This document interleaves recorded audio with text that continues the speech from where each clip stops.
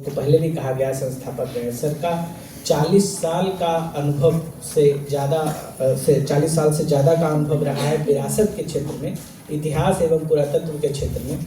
Monument को कैसे minutely handling करना से लेकर कैसे मॉन्यूमेंट को आगे बढ़ाना है और कैसे विश्व विरासत तक पहुंचाना है, इसके लिए भी सर के प्रयास काफ़ी किए गए हैं। बिहार सरकार के कई सारे मॉन्यूमेंट पे इवन सर कई सारे बड़े बड़े संस्थाओं के मेंबर भी रहे हैं। इवन बिहार सरकार के द्वारा इवन भारतीय पुरातत्व सर्वेक्षण के नामा के मेंबर रहे हैं। National mission for monuments and antiquity के भी सर पूरे बिहार प्रदेश के रहे हैं। मैं सर से अनुरोध करता हूं कि कृपया छात्रों को इस विषय के ऊपर अपनी बात रखें। सर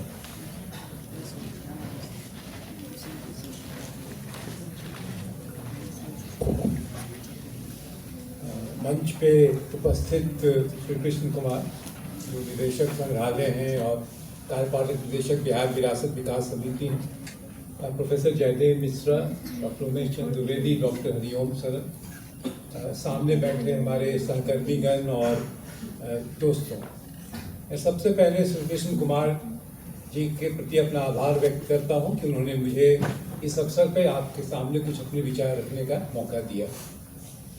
और विरासत एक बहुत व्यापक क्षेत्र है, लेकिन मैं अपने को पुरातात्विक और ऐतिहासिक विरासत तक ही सीमित रखूँगा। आप लोगों ने बचपन से सुना है कि बिहार का इतिहास गौरवशाली है, और सही में है, बहुत मायने में है, और हमारे पूर्ववर्ती वक्ताओं ने भी इसके बारे में बात की। लेकिन मैं आपको ये चेतावनी देता हूँ कि आप उत्तर प्रदेश जाएंगे, उत्तर प्रदेश के लोग भी यही कहेंगे कि हमारा इतिहास बहुत गौरवशाली है।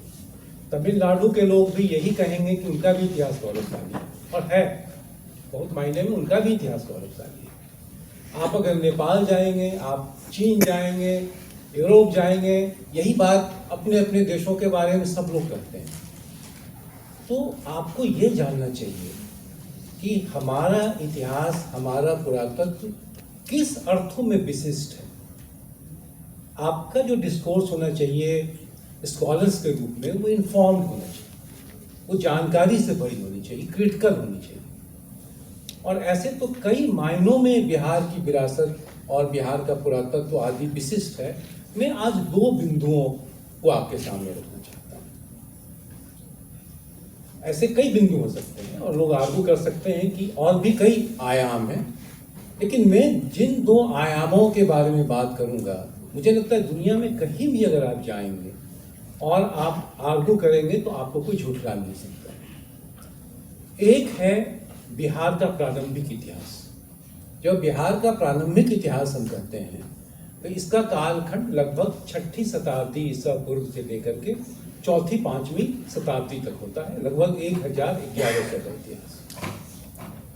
जब सिंधु घाटी सभ्यता का डिक्लाइन हुआ 19वीं 18वीं शताब्दी ईसा पूर्व में, तो एक लंबे कालखंड तक विकास की गति भारतीय महाउद्वीप में बहुत धीमी हो गई थी।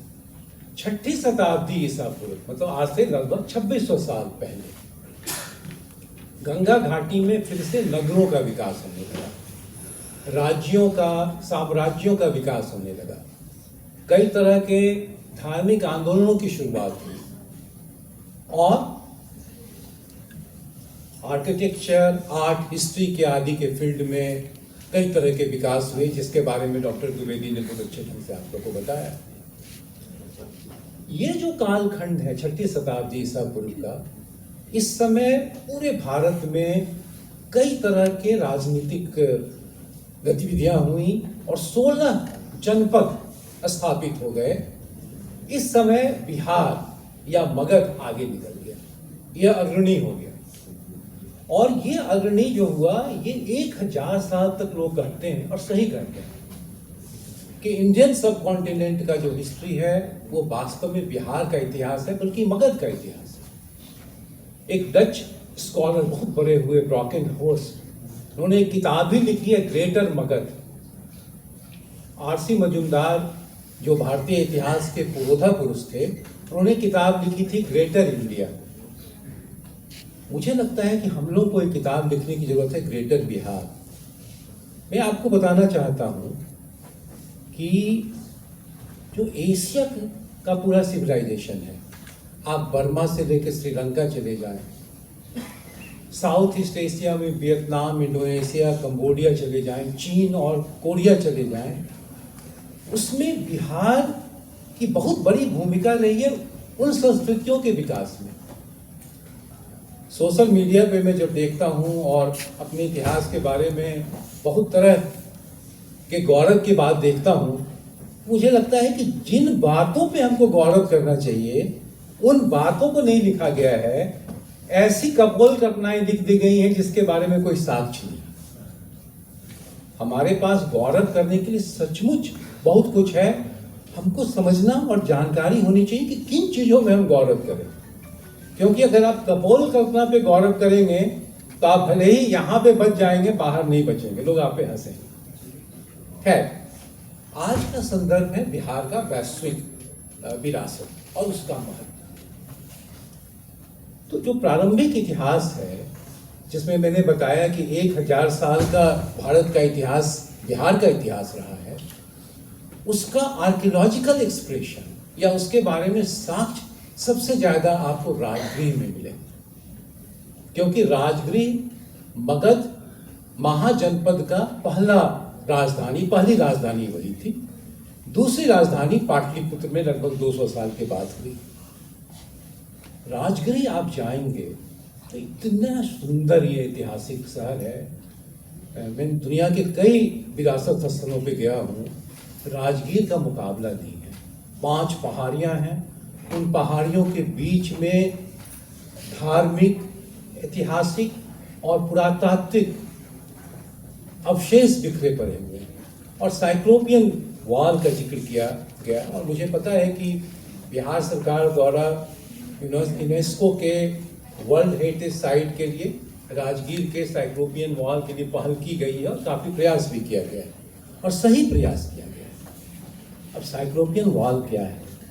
कुछ लोग इसकी तुलना चीन के दीवार से कर देते हैं, कुछ लोग इसकी तुलना रोम के दीवार से कर देते हैं। आपको समझना चाहिए और जानना चाहिए, चीन की जो दीवार है वो 8000 वर्ग किलोमीटर में फैली हुई और उसकी शुरुआत 2री शताब्दी ईसा पूर्व में हुई। शिन नाम के एक राजा ने किया, उसी के नाम पे शिन, चीन और चाइना पड़ा और ये चीन की दीवार 13वीं शताब्दी तक बन गई। राजगीर का जो साइक्लोपियन वॉल है केवल 48 किलोमीटर इसकी परिधि थी, बहुत छोटा है चीन की दीवार की तुलना में। कुछ लोग इसकी तुलना हैड्रियन वॉल से कर देते हैं।